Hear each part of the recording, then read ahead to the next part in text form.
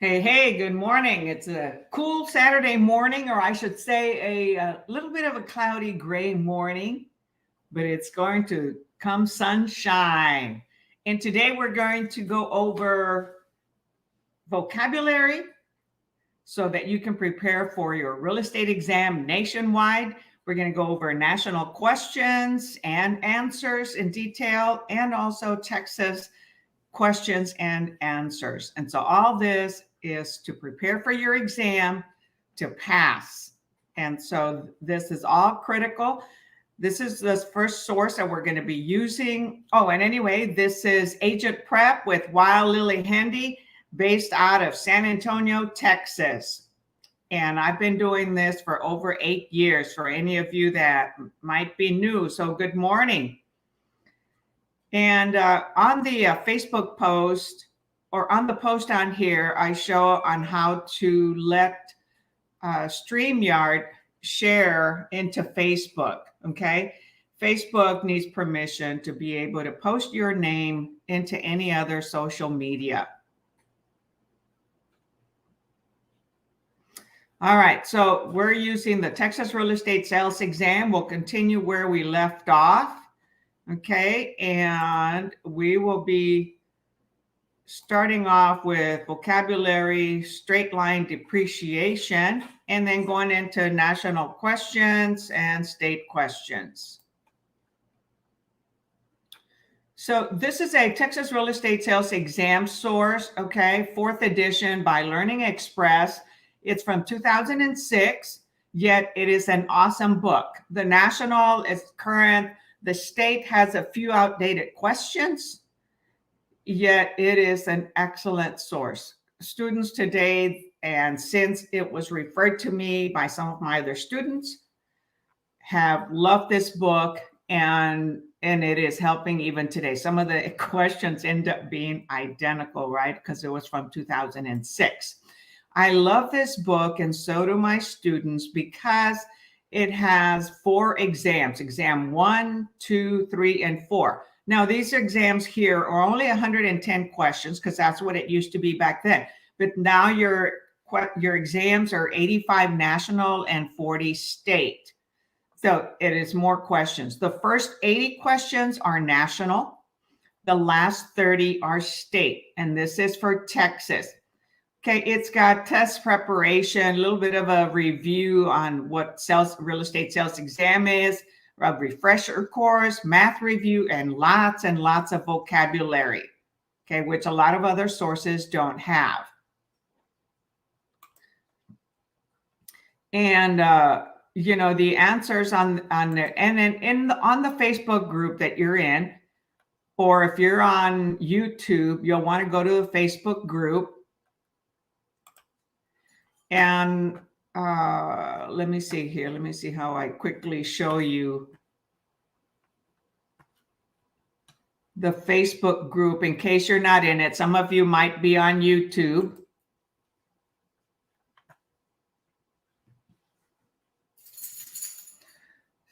So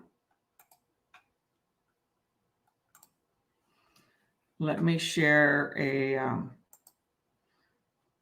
let me show you the Facebook group so that you know where to go get the resources. Okay, so this is our Facebook group, AgentPrep, okay? And inside AgentPrep, you can go to guides. And I posted a lot of different guides right here. You see guide number 1, guide number 2, vocabulary, this is the book, 2006 Texas Real Estate Sales Exam. It's a PDF form document, and you can download that. And so there are, 13 or 14 guides of different material that you have access to that you can download or open online and review online. Or you can go to more, go down to files, and you'll be able to find it there, 2006 Texas Real Estate Sales Exam. I do have other sources with lots of questions. I do use another book. However, this is the best one that I have found so far. I'm sure there's many others, and from the schools that you've taken it, that also provide a prep book. The prep books are the best for studying because they summarize everything that you took, all the 6 different courses. In some other states, there may not be that many courses. I've heard that in some of the eastern state, it's only 40 hours. Can you imagine that? 40 hours versus 180 in the state of Texas. Okay, so let's get going. And let me...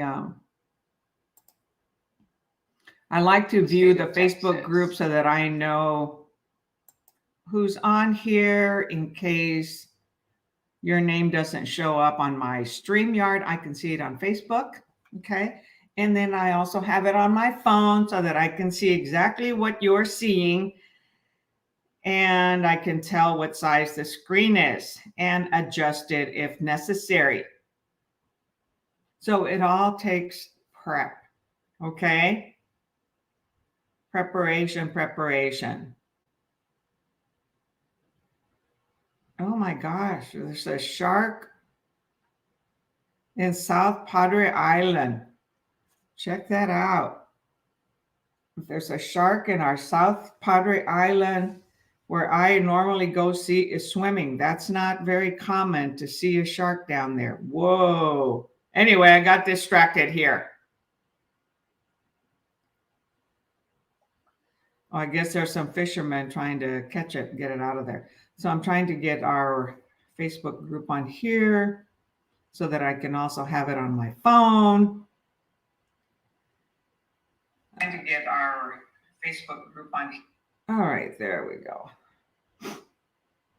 And I just noticed a couple of students wanting to join, which last minute is rough, as I mentioned in one of my other classes, but hold on. Let me see if I can quickly approve them.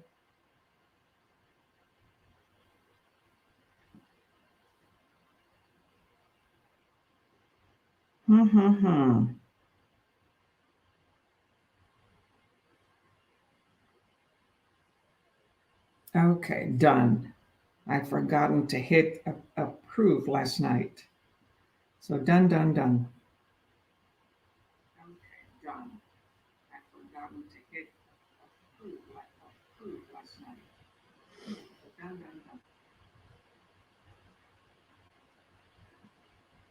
Just bear with me, those of you that just came on, okay? I need to make sure the volume on here is off. Came on, okay. All right, so today we're starting with straight line depreciation on the vocabulary. And we'll do about 15 minutes of that and then go into national questions. And at any time during the class, please ask questions, write comments. When we get to the questions and answers, I'd like you to participate because this is for you. Okay, this is to help you. Should you get it wrong, don't be embarrassed. This is where I can help you understand the answer. Okay, straight line depreciation. A method of computing depreciation by decreasing value by an equal amount each year during the useful life of the property. So when you take and when you have investment properties, take them to an accountant. An accountant is going to depreciate it per IRS laws 27 and a half years. So each year they depreciate 1/27 and a half of that property until the 27 and a half years are over. And at that point, it is no longer a tax shelter, meaning there are no more write-offs except for other expenses, okay, but not the depreciation.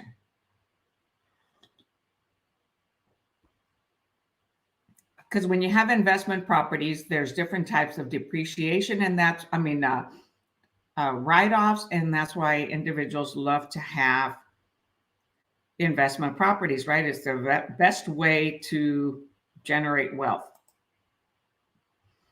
All right, subdivision, a tract of land divided into lots as defined in a publicly recorded plat that complies with state and local regulations.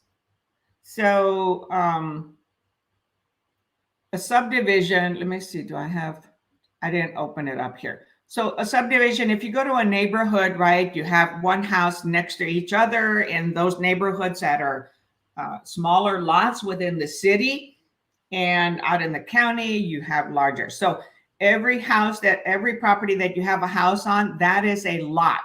So a piece of land, a tract of land is divided into those lots. And each lot is sold with the home, unless it's a manufactured home. It may not be the case. And so when you look at the land and anything above it, those are the improvements. But that subdivision could have a small subdivision, 10 lots, 50 lots, 100 lots. It just depends on the size. Some subdivisions have up to 1,000 homes. And that's where I would say, okay, that's an awesome subdivision to go do some direct marketing or farming of that. And it'll have a subdivision name.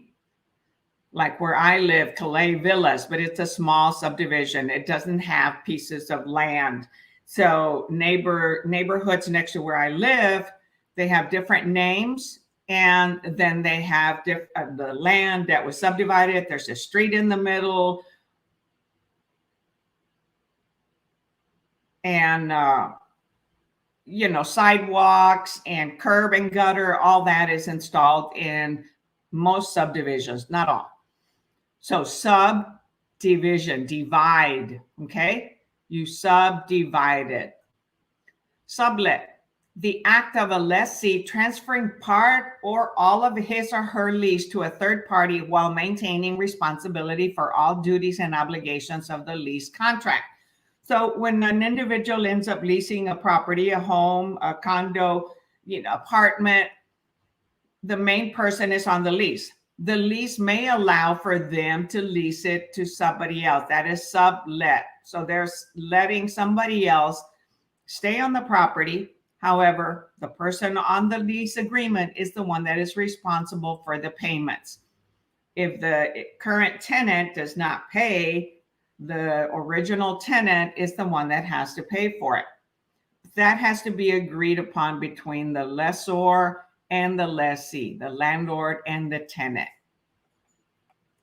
Subordinate, to voluntarily, so it could be subordinate, okay, or subordinate, to voluntarily accept a lower priority lien position than that to which one would normally be entitled. So whenever a buyer purchases a home, a lender provides a loan.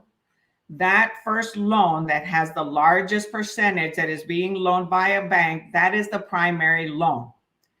A 30-year loan, 15-year loan, whatever the borrower is capable of paying. If they can make a large payment, they can do a 15-year loan, right?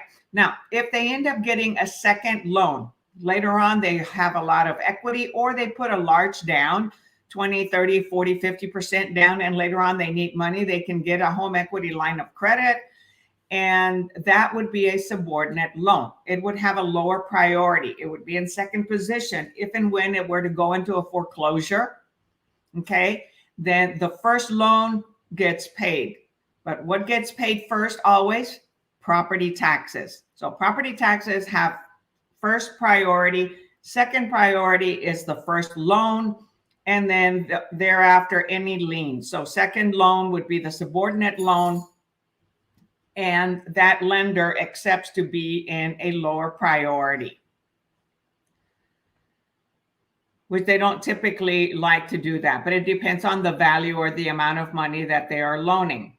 In the past, we used to have 80-20 loans. So the 80% loan was the priority, the 20% loan was the subordinate. And that was to avoid paying making any down payment.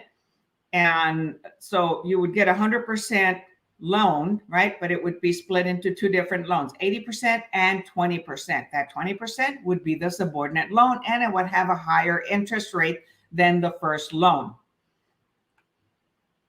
And that is not happening today. That used to happen a lot in the past. And that also avoids having to pay mortgage insurance premium, or what we also call, that one is MIP, which is for FHA, and the other one is PMI, private mortgage insurance.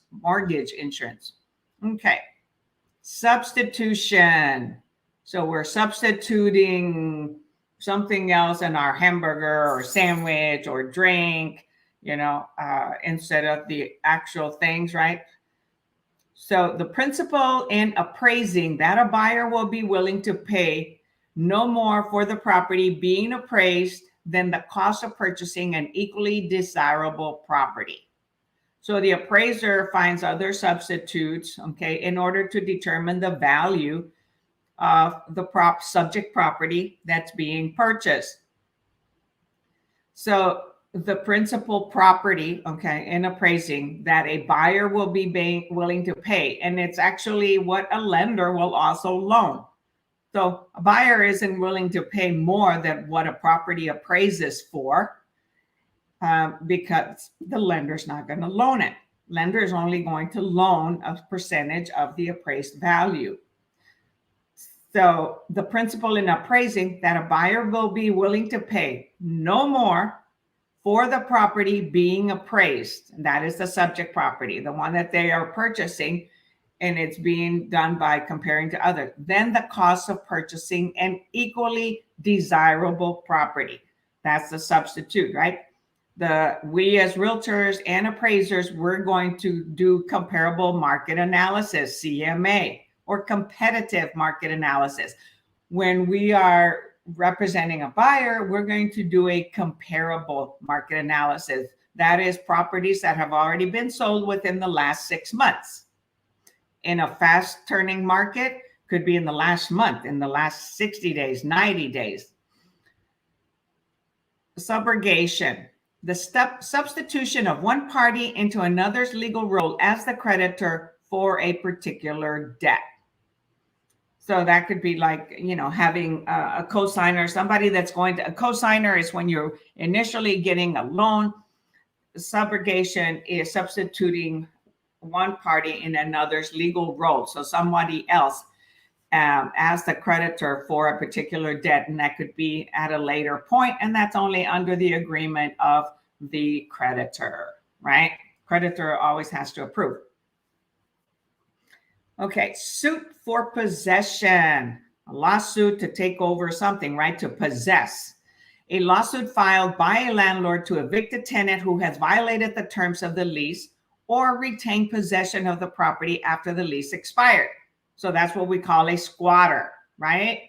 So that person is adversely possessing that property. So now the landlord has to go to court, has to file an eviction notice, has to start sending notices in order to take possession of their property.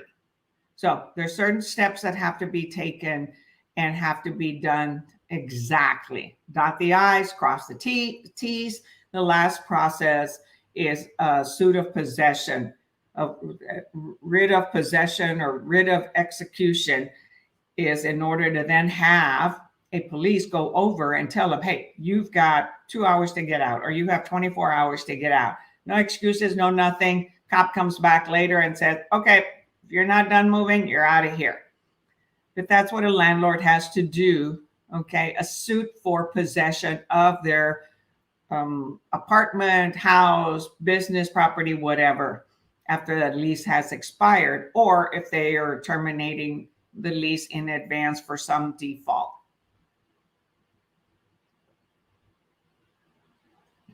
So who's actually here with me? Type on the chat box and say good morning so I know who it is. I can see a little number 1 that someone is here watching, but I don't know who it is. So good morning and thanks for joining us. If you are new, welcome to our Agent Prep class. All right, suit for specific performance. Another lawsuit, right? Suit, not a suit that we're wearing, but a lawsuit. Go to court, go to a judge or a mediator. So suit for specific performance, a lawsuit filed for the purpose of compelling a party to perform particular acts to settle a dispute rather than pay monetary damages. So on our contracts, our 1 to 4 residential resale contract, and any other contract listing agreement, there is a suit for specific performance. So I'm sorry, not suit. Everyone has to perform because they are usually bilateral contracts, except during an option period, the contract is a unilateral. But every party has to perform. The broker has to perform, the seller has to perform. The broker has to perform, the buyer has to perform. Okay, the buyer and the seller have to perform. So should they not, there are remedies within the contract as to what action to take. So it is a lawsuit filed for the purpose of compelling a party to perform particular acts to settle the dispute, rather than pay monetary damages. Now, the contracts already have specific damages that are paid, the earnest money, okay, or any other money that may be agreed. That earnest money is kept by the seller should the buyer default and not meet the agreement of the purchase or the sale. Survey, a map that shows the exact legal boundaries of a property, the location of easements, encroachments, improvements, right-of-ways, and other physical features. So a survey right requires a survey engineer to go and measure the property, sometimes they require the elevation, but typically on a normal survey, they're going and they put pins on every corner of the property. If there's curves, then they have to take angles and all that, and they put pins on the corner, or they put wooden stakes, and then they add to that map, okay, the survey map, everything that sits on top of the land and where the water, electrical, and if there's sewer, okay, the sewer lines, where all those connections are underground. All that will be laid out, measurements, any easements, if the neighbors use it, or power utility easements, if somebody's fence is encroaching on your property, or they have a shed or something that comes over the boundary, or any right-of-ways, if you're by a creek, a lake, the ocean. And they'll draw, little fences. It's amazing what they can draw on a flat map, okay, to designate everything that sits on that property. Okay, last word for today, syndicate or syndicate. A group formed by a syndicator to combine funds for real estate investments.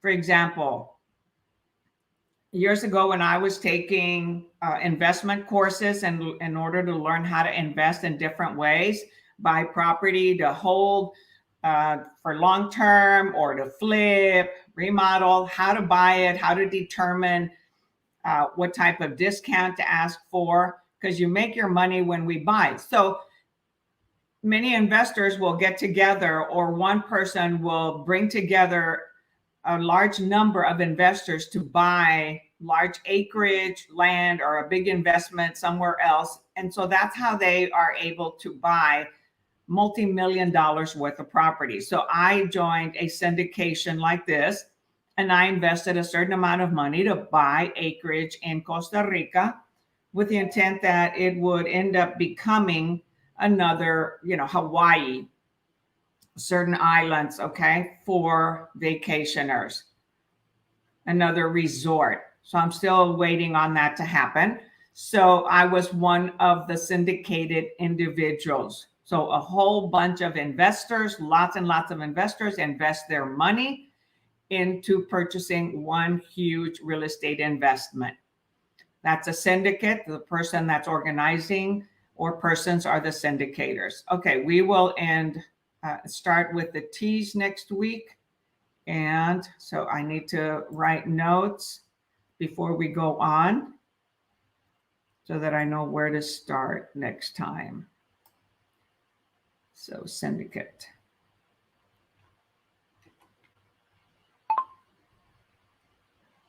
tax deed.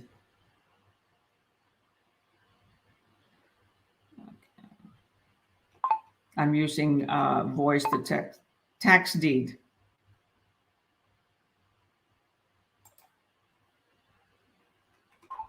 I had my hand operated this week, and so I'm starting to use it, but not completely.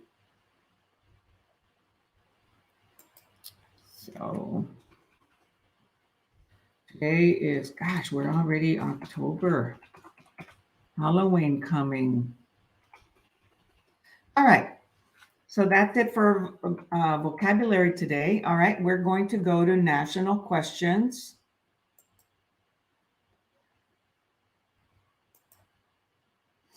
And this is the other source that I use. One of the other sources, I typically buy, one book a year at least to use in this prep class. This is the Texas Real Estate License Exam Prep. Again, I like this book because it has, and this one is by preparing for the Pearson VUE exam. And let me minimize the size here so we can see it. So, the table of contents, it's got national review, all the different topics that you studied, real estate math cram cards, a state review. This one is for Texas, national practice exams, and state level practice exams. And it also has the answer key and a full examination sample test. So I like the books that provide you with the answer. Those are the best books so that you don't have to do a lot of time of researching. So we're starting with question 3.3 on page 145.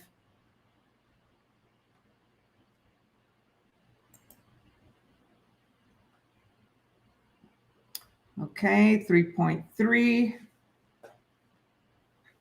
Let me get something else ready here.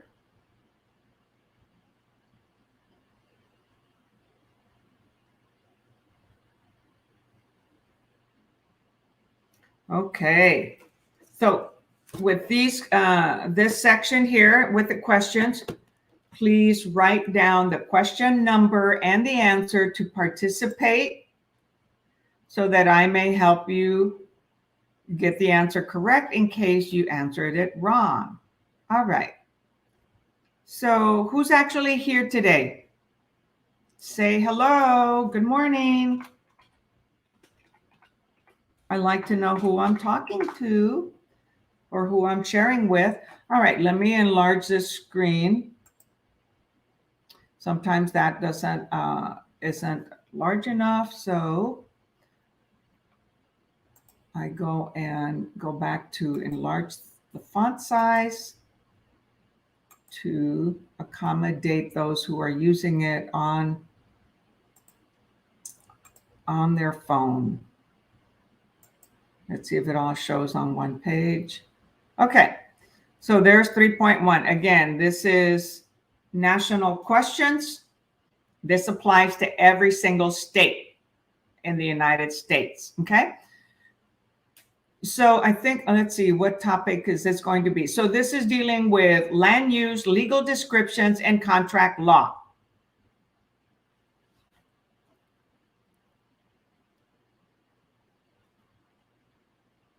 Okay, I have so many screens open, so it's 9:28.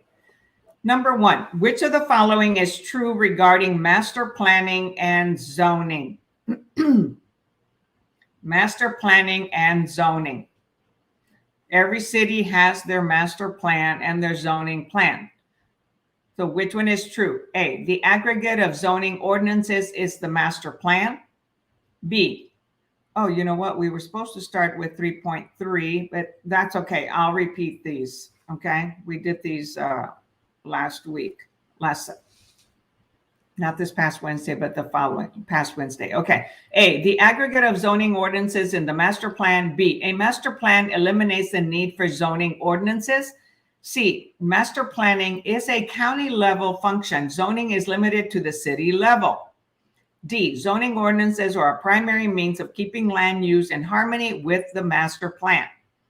So remember to write the question down and the letter answer in the chat box. And I'll give you a moment to think about it and post your answer.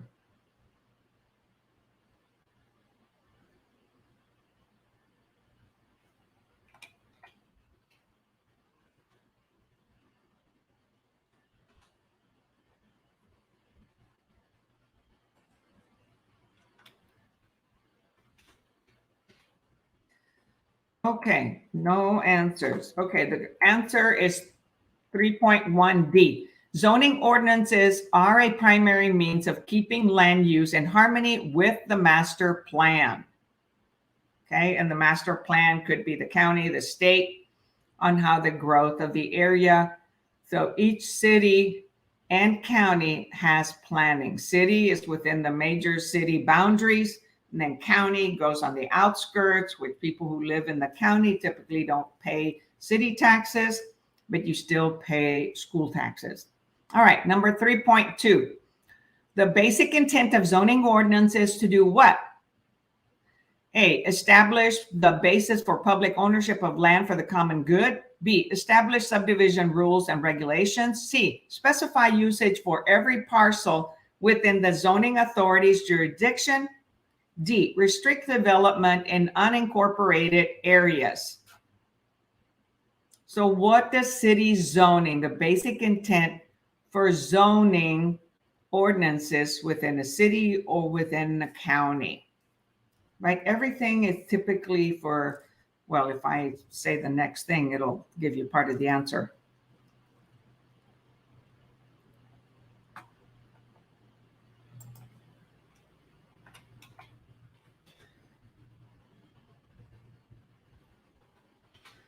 So the answer here is 3.2C.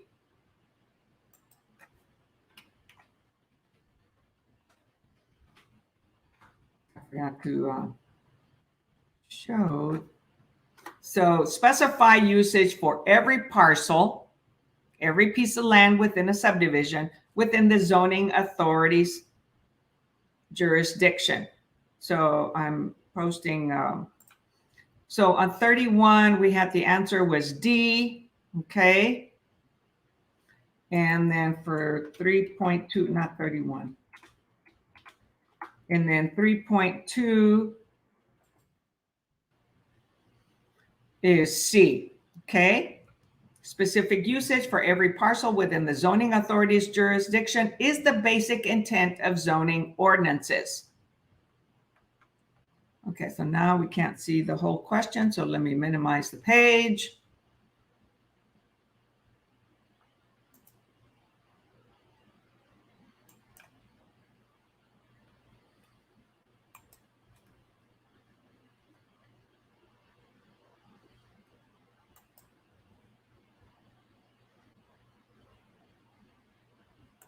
Okay, still can't see it all on one page.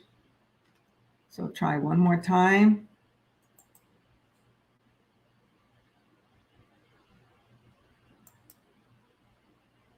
Ooh, that's going to be too large. Right?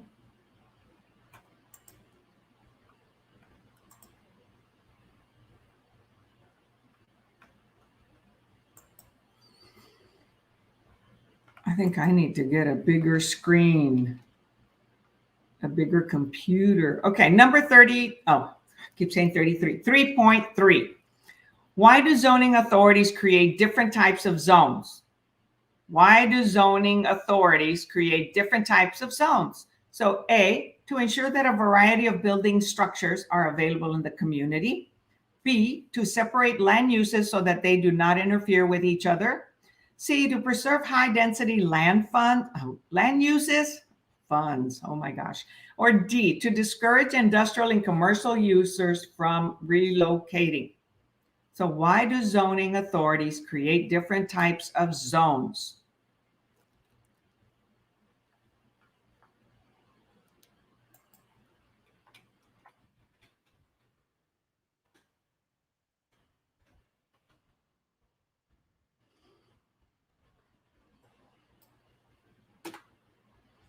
So the answer here is 3.3b. Oh, I have to remember to take that off.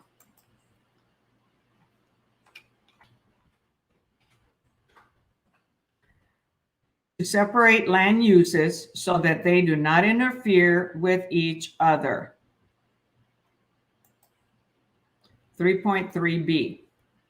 Zoning authorities create different types of zones to separate land uses so that they do not interfere with each other. Land uses, so you could have single family, commercial zoning, industrial zoning, agriculture, and there has to be a buffer if it's a commercial or industrial between residential.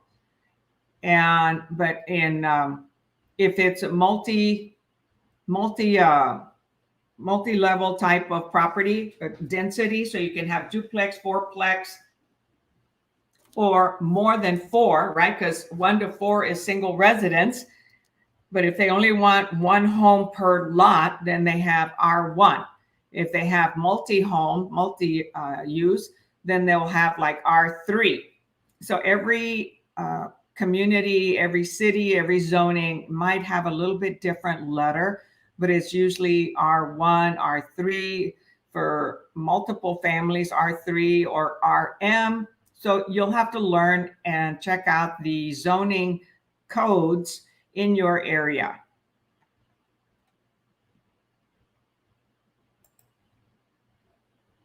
Okay, 3.4. So let's see if this one will see it on one. Okay, that's a little bit larger. The key consideration in granting a zoning exception, okay, they're going to accept something out of the ordinary, known as a special exception, is which of the following? The key consideration in granting a zoning exception known as a special exception is which of the following? A hardship, B, change of zones, C, the public interest, or D, the use was legal prior to the new zone creation.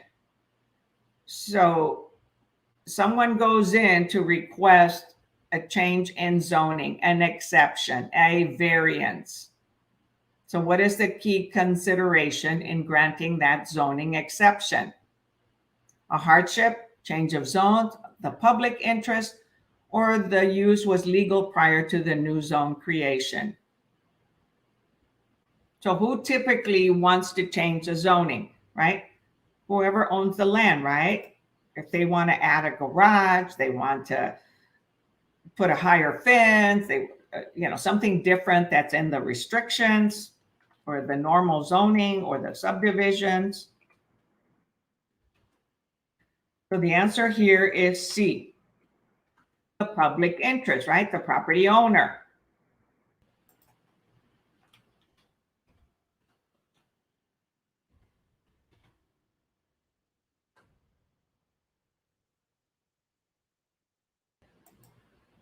(3.4C), the public interest. Okay, number 3.5.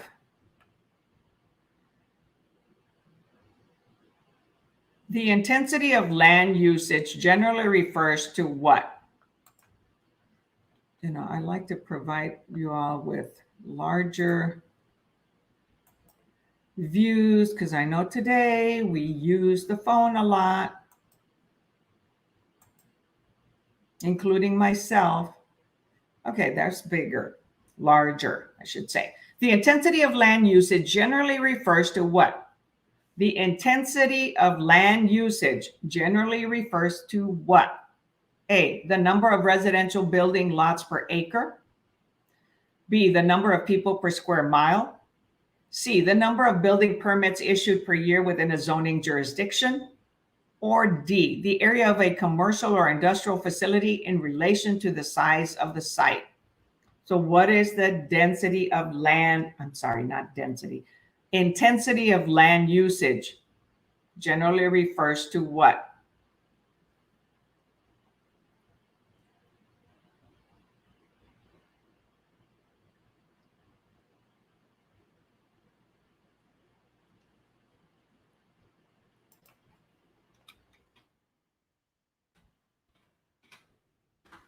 So the answer here is 3.5D.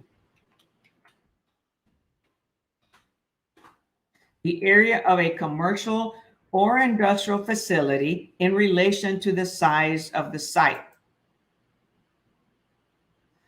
So it says commercial zoning, this one's a little confusing, so I'm going to read the exact answer.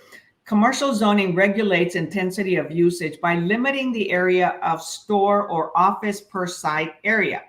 Intensity regulation is further achieved by minimum parking requirements, setbacks, and building height restrictions.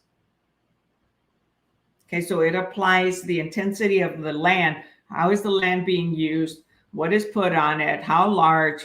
How high is for commercial or industrial?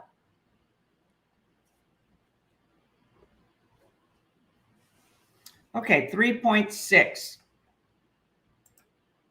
How does planned unit development, PUD, PUD, how does planned unit development zoning vary from ordinary zoning? A, it applies only to office parks. B, it incorporates a number of different zones within a single property boundary. C, it requires that multiple tracts of land be developed according to a single design. Or D, it requires developers to obtain a separate building permit for every structure. So PUD, planned unit development, know that. So how does it vary from ordinary zoning? Does it apply only to office parks? Incorporates a number of different zones within a single property boundary. So that's one property boundary. It could be one lot. It could be one huge acres. It requires that multiple tracts of land be developed according to a single design. Or D, it requires developers to obtain a separate building permit for every structure. The answer here is C. It requires that multiple tracts of land be developed according to a single design. So a planned unit development. It's a certain community area.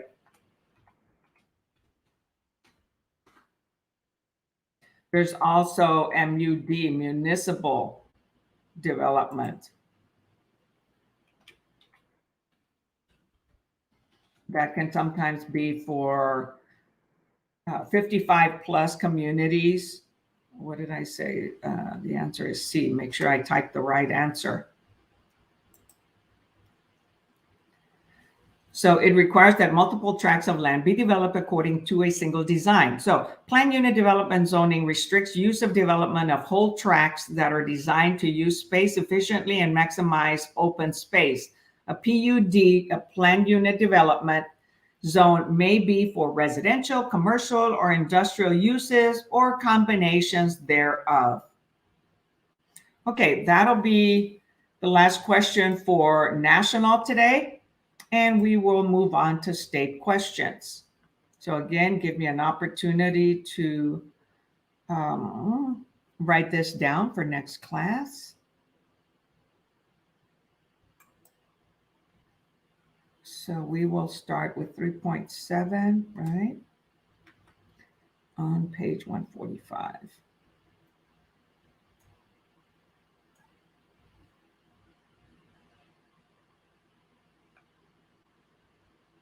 Wow, that's weird. Okay. All righto. So we'll minimize this and go back to our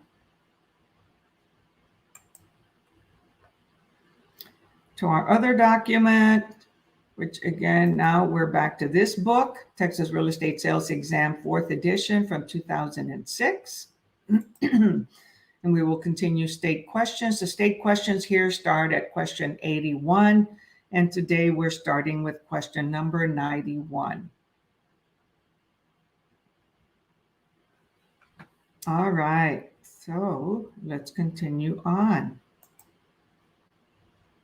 So let me type on here that we're starting with state questions. So any questions so far? I guess not. No one is responding quickly. Okay, again, these are state questions. So in this book, the national questions are from 1 to 80, and the state questions from 81 to 110. Okay, number 91. In order for, and these are Texas, Texas, Texas. If there's anyone here from another state, because we do attract students from other states, this is only for Texas.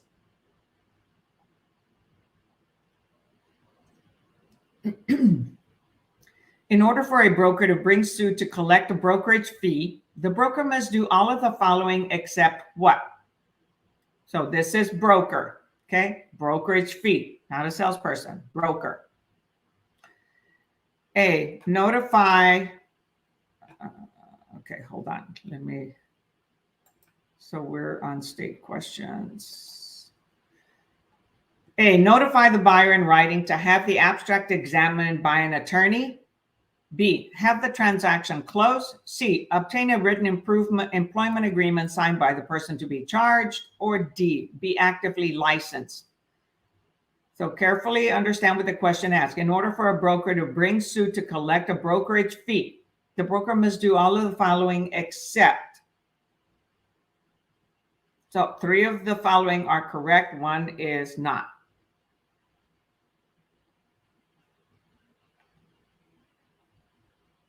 So the broker here is working to collect,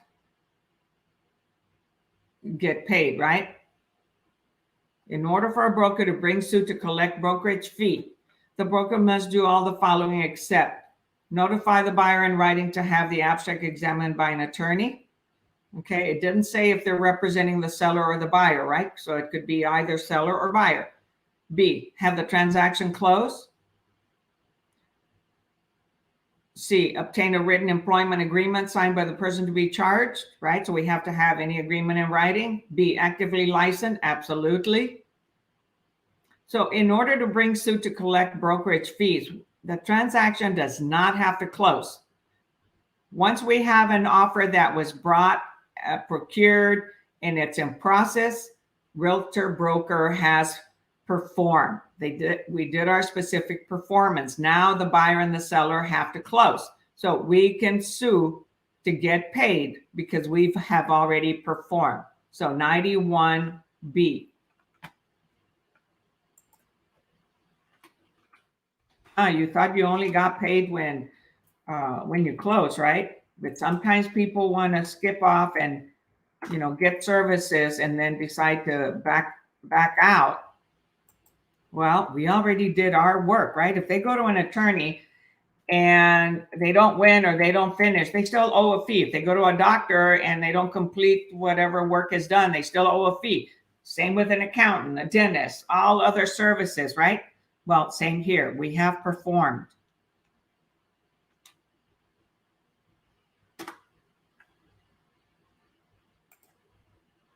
(91B).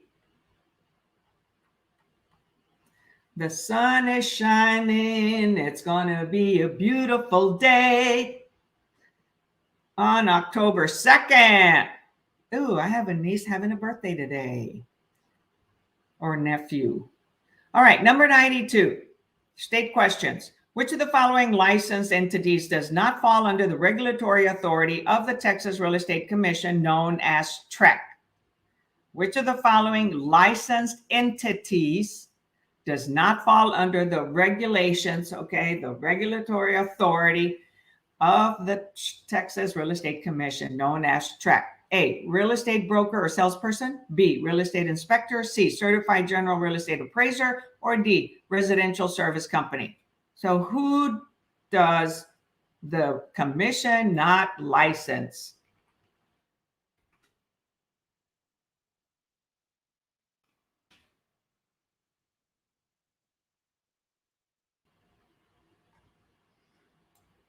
With this question is answered incorrectly many times. There's the confusion. Okay, the answer here is certified general appraiser, letter C.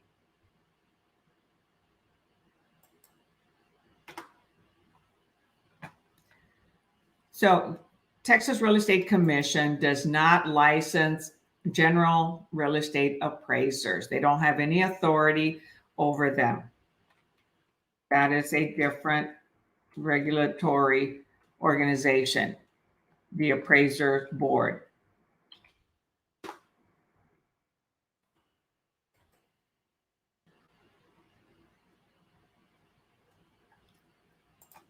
Number 93. Dun, dun, dun, dun. Which of the following statements is true with regard to the seller's disclosures of property condition approved and published by the Texas Real Estate Commission, known as TREC? So A, it is promulgated addendum that must be attached to every contract for the sale of a previously occupied single-family residence. B, it must be delivered to the buyer prior to closing.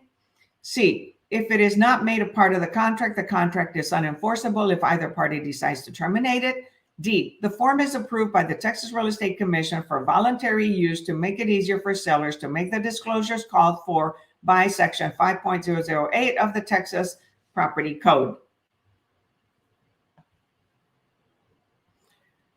So seller's disclosures, property condition, or seller's disclosures notice, SDN. Okay, so this is where the sellers get to disclose whatever they know about their property that is not functioning or has a defect. Disclose, disclose, disclose. Remember?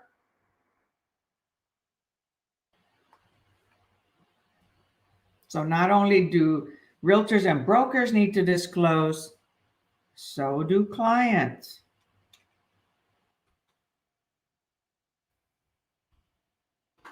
So the answer here is D. The form is approved by TREC for voluntary use to make it easier for sellers to make the disclosures, okay, about the condition of their home.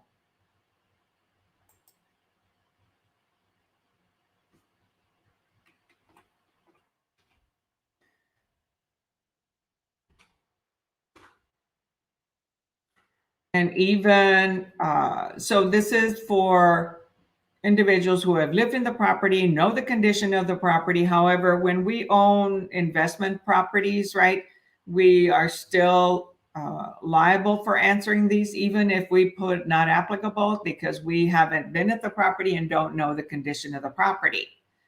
In certain instances, the seller disclosures notice is not required in cases where it is a foreclosure. It's there's an executor, there's an administrator, it's a tax deed. So property entities like that do not have to complete this because what? They don't know anything about the property, right? So we're buying the property as is.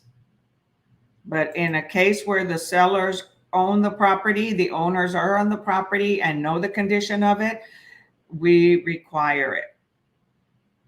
And it'll stand up in court. All right, number 94. A seller has his real estate agent have a duty to disclose. No, a seller and his real estate agent have a duty to disclose, right? Disclose, disclose, disclose. So A, the murder of a person on the premises of a property. B, a suicide on the premises of a property. C, a death by natural causes on the premises of a property. Or D, both A or B. So what can a seller have and real estate agent have a duty to disclose?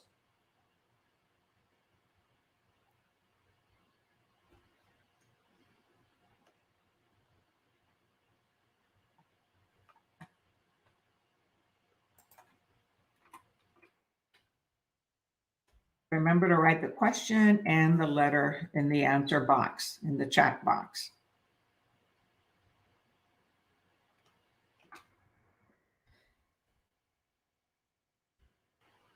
Okay, so no one taking a chance?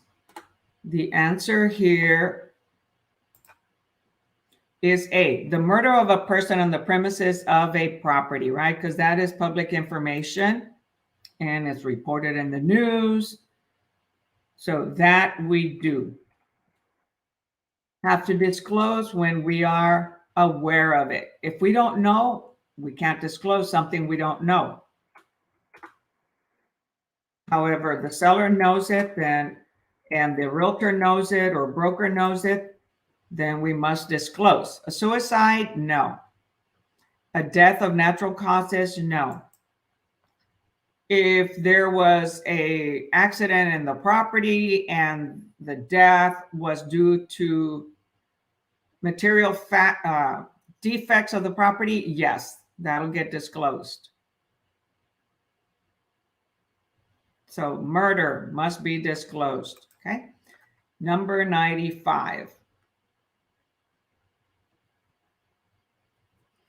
And, if there was a suicide or somebody died and a neighbor or someone said, hey, we know somebody died there, so we need to know, because some individuals do not like to purchase a home where somebody passed away, even if the person passed away in the hospital, okay? There's just individuals concerned about that and will not purchase a home if someone died in the home, much less if somebody was murdered. Okay, 95. When practicing properly authorized intermediary brokerage, the broker may what? When practicing properly authorized intermediary brokerage, the broker may what? A, appoint one of his licensed associates to give advice and opinions to the buyer and the seller. B, appoint one of his licensed associates to give advice and opinions to the buyer and another associate to give advice and opinions to the seller. C, only facilitate the transaction through one of his or her licensed associates. Or D, with proper disclosure, give advice and opinions to the buyer and the seller. So what is intermediary? So that's the main question here. What is intermediary? So what may a broker do in an intermediary situation?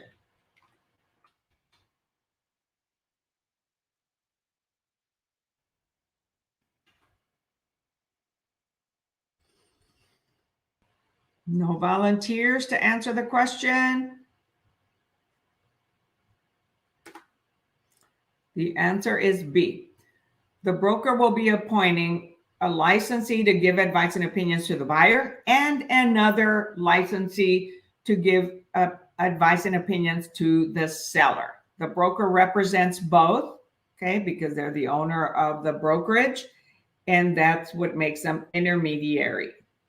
So one realtor, the buyer agent, gives advice to the buyer, and the other realtor, the listing agent, gives advice and opinions to the seller.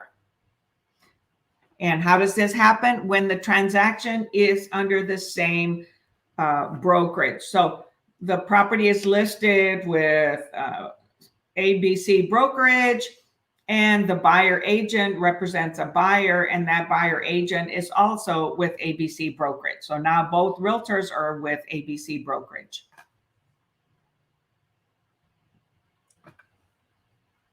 That makes the broker an intermediary. 95B. Okay, number 96. If a licensed real estate broker is an agent in a transaction in which real property is sold by lottery, his or her action is what? So if a licensed real estate broker is an agent in a transaction in which real estate property is sold by lottery, his or her action is what? A, permissible if the broker's license is active. B, permissible if the property is sold on the open market. C, legal if the property to be sold is farmland. Or D, cause for suspension or revocation of the broker's license.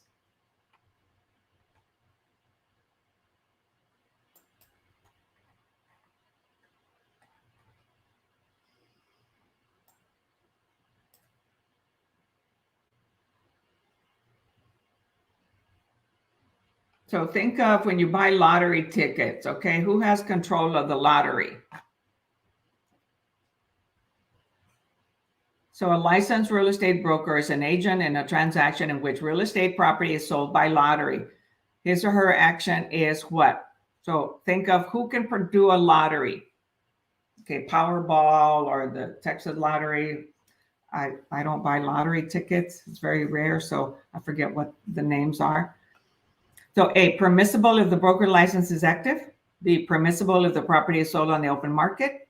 C, legal if the property to be sold is farmland. Or D, cause for suspension or revocation of the broker's license. So in the state of Texas, only Texas can conduct a lottery.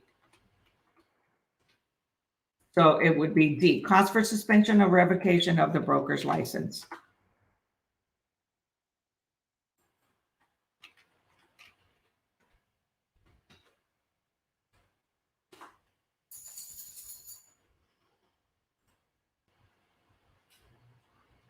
Okay, and we're at the top of the hour, so that's the last question for today. Are there any questions or comments or concerns in your studying? Go ahead and ask on the comments while I write down where we're going to start for next session. I'm here to help you pass the exam. I've been doing this for over 8 years on and off. I think only 2 years I took like 6 months off. And the rest of the years I do them except when I travel. So this has helped many, many, many students pass the exam. This is only one source that you have access to. There are many other free sources out there to help you prepare for your exam and to pass it. Utilize free material, free resources that are available online. Save your money to pay for all the dues of starting your real estate business. Because once you start, you're going to need money before you start making money.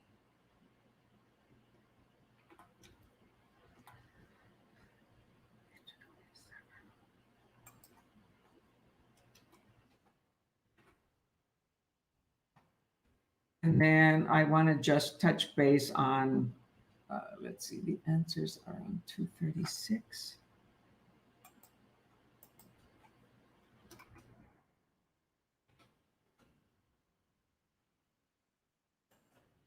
Okay, so the real estate business, we all think it's luxury, it's awesome.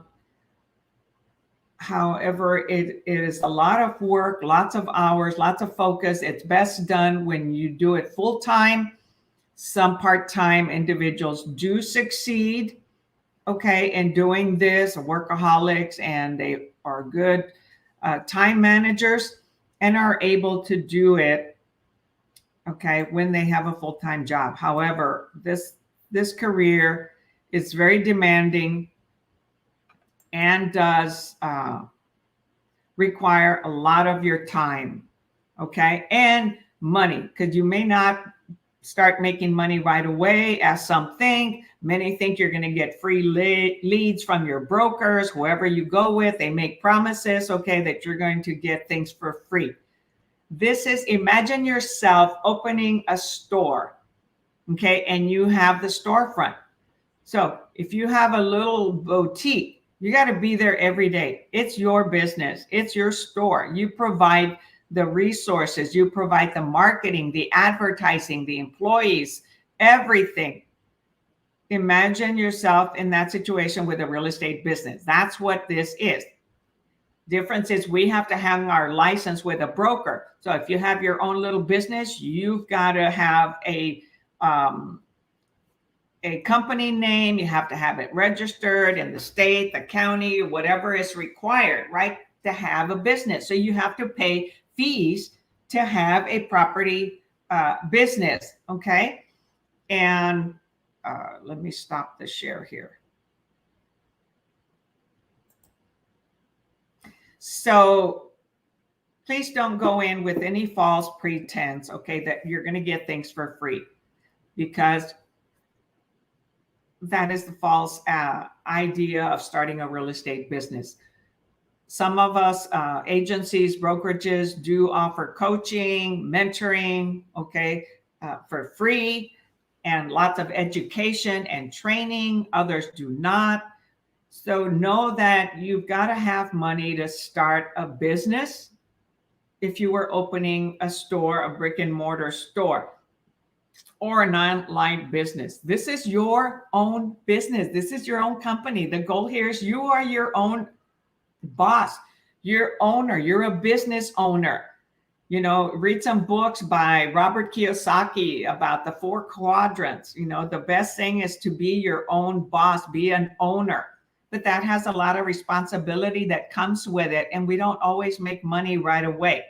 It takes time. Give yourself 3 to 5 years to really break into a market. Some do it, you know, the first year, second year. Everyone does their business differently. Everyone learns a business. Everyone has different network. So it is a networking business. It is a problem-solving business. We're here to help individuals with the sale and the purchase or construction of a property and connecting them with all the other resources that are required in order to consummate a transaction, a purchase or a sale or a lease. Okay. So realize that before you join any brokerage, evaluate different brokerage, ask a lot of questions. Okay.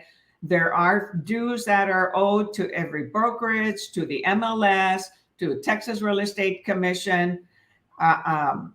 Texas Association of Realtors, National Association of Realtors. So there's a lot of fees that are due when you first start. It could be up to $1,000, okay, depending on what time of year you're starting, beginning of the year or towards the end of the year, okay, because they get prorated. Right now, we're on the 4th quarter of the year. So you'll have, you know, the MLSs are usually paid quarterly. The TAR, Texas Association of Realtors, or whatever other state you're in, and National Association of Realtors, that's paid on the January 1st of every year. And then you have your monthly due at whatever brokerage you're at. You've got marketing costs. So right now, get all the resources that you can for free. There are lots of resources, okay, online for free. All you got to do is Google it. Okay, some of you have found me that way by Googling me, right? Others, you're getting an invitation email from me. And so find whatever you can right now for free. If you're struggling to pass the exam, you study, right? So you just study a lot of vocabulary, a lot of questions, understand the answers, study with somebody else, attend videos. There are lots of videos online. Prep Agent on YouTube, AgentPrep, but there's a gentleman that's been doing this for many years called Prep Agent, Joe Juder. And he's awesome. His group is awesome. Now they have private tutors, one-on-one, but all that, you know, you're paying for. But he does a lot for free. There are a lot of other resources. So you just, you know, go on Google or Microsoft, Internet Explorer, whatever type of browser you're using, Texas Real Estate, not commission, but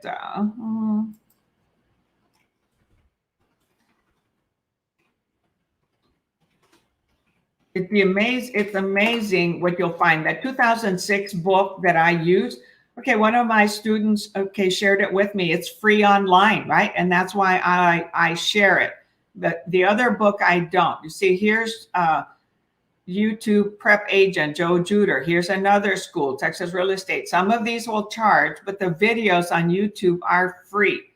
When you go to their websites, then you start to pay for material. Aceable Agent is another one. Okay, you can go to Pearson View, Champion Schools, CompuCram. There's apps that you can get on your phone. So lots and lots of resources. So take advantage of it, get them for free, research it, be proactive, do the research yourself. This is not a business where you're going to expect to have other people do it for you. Now is the time to start learning, doing for yourself. You need to take action. You need to do the research. You need to be proactive, very resourceful. This business, we ask lots and lots and lots and lots and lots and lots and lots of questions. Okay, question. One question gives an answer. We ask another question. That leads to another question. And why? because that's how we get to know our customer or eventually client, right? That's what we want, clients. So we ask questions. We're here to find solutions, resolutions for our clients, our customers, and help them in their purchase or their sale. Okay. When we don't have an answer, go find it somewhere else from other realtors in your team, in your group. Use the resources, because we're not alone. Yet this is our own company. This is our own business. So I am with eXp Realty. When you're ready to start interviewing, reach out to me. I am looking for partners to join me at eXp. I'm also a mentor, certified mentor with eXp. So when you join eXp and you're a brand new individual that just finished your courses and passed your exams, you'll be assigned a mentor. I can be your mentor for those of you who choose me as your sponsor at eXp. And you will have a mentor for your first 3 transactions. And after that, and so you pay a 20% fee for your first 3 transactions to have a mentor. After that, you go on an 80-20 split until you cap. And our cap is $16,000. No matter where in the United States you are, we have one cap and one cap only. Okay. And we have lots and lots of businesses. So when you get to that point, reach out to me, talk to me about the benefits that eXp offers you and has for you, and how it will allow you to earn multiple streams of income. Yoo-hoo, which I love, man. I love multiple streams of income, right? And you're going to say, well, how do I get that? When you're ready to do that, reach out to me, give me a call, send me a text or an email, preferably a call or a text or on Messenger. And I'll help you out and I'll answer those questions for you. Okay, you've got to first reach out and call in order for me to explain what benefits, what features, what things we offer, and how we can help you. And I love doing that, as you can tell. Okay, I'm here basically every week providing free tutoring. Okay, study, study, study. Vocabulary, questions, ask others, study groups, online every day for several hours until you're passed. Don't wait months in between taking an exam. If you don't pass it, take it again, take it again, take it again until you pass. Doesn't mean, oh, this wasn't meant for me. Oh, God didn't meant this for me to do this. No, right? Hey, when something was invented, the light bulb or any other thing, do you think they stopped at 1, 2, or 3 times trying it out? No, until they succeeded, they kept doing it, doing it, doing it, doing it. Repetition will get you to pass, okay? Execution will get you to pass. Studying will get you to pass. All right, until next time, catch you later. Oh, and then the videos are recorded. So they're in the YouTube channel and also on the Facebook AgentPrep private group, and also on the business page.